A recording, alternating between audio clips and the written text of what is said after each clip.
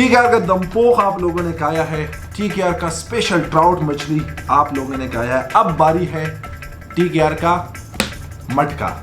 इस मटके में क्या है आपके साथ बहुत जल्द शेयर करेंगे। पाकिस्तान में पहली बार मटके आप लोगों ने देखे होंगे, लेकिन मटके के अंदर क्या है एक सस्पेंस है, बहुत जल्द आप लोगों के साथ शेयर करेंगे।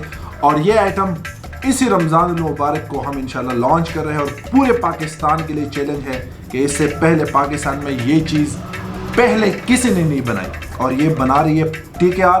और रमज़ान का बहुत ही बेहतरीन ऑफर आप लोगों के लिए।